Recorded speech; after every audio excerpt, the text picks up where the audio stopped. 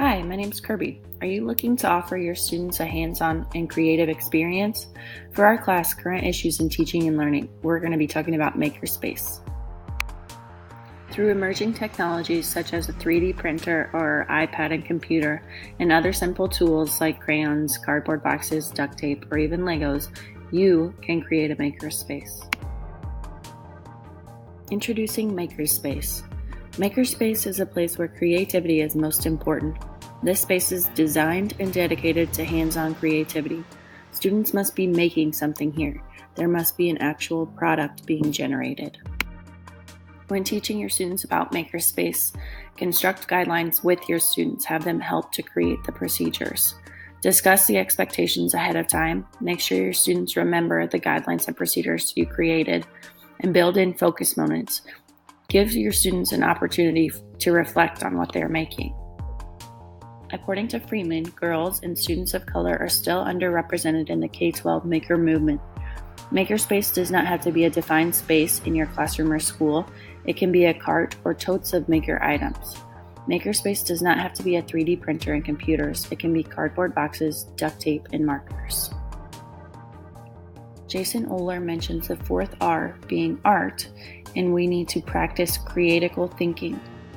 We know that the arts enable students to understand themselves and that they have a different identity and a different sort of connection to different kinds of problems. Using literacy tools in Makerspace helps students to better understand key concepts. We know that students learn at a deeper level when they are creatively thinking.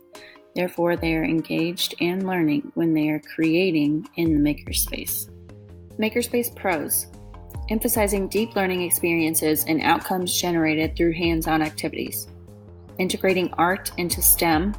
According to Hira, making is fundamental to what it means to be human. And it does not have to be fancy and expensive. Makerspace Cons. Takes up space either in your school or classroom. Is a lack of diversity in the maker movement. Not much professional development available for how to utilize Makerspace. And teachers can be afraid to try new things.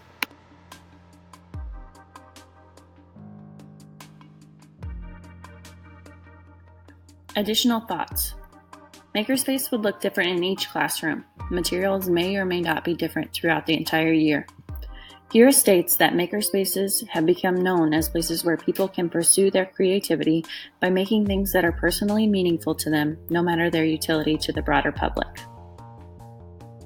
An emerging technology consultant and teacher, Trisha Rafi, states, "In my whole career, I've never had a quote-unquote makerspace. I've never had a dedicated room. I've always had carts and bins and baskets. I think people need to realize that this doesn't necessarily mean you need a $50,000 grant. This can be done with $50 and a plastic bin and a Raspberry Pi and some tinfoil.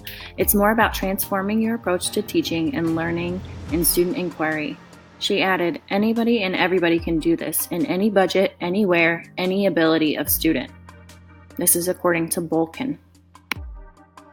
I was at a PE conference this week in North Liberty, Iowa, and it was at their high school, and I noticed in their library that they have a makerspace, and the door sign says something about please sign in before you come in.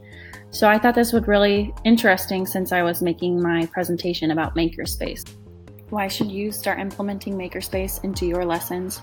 Makerspace is for anyone and everyone. Makerspace does not have to be expensive. Makerspace is all about creativity and hands-on learning.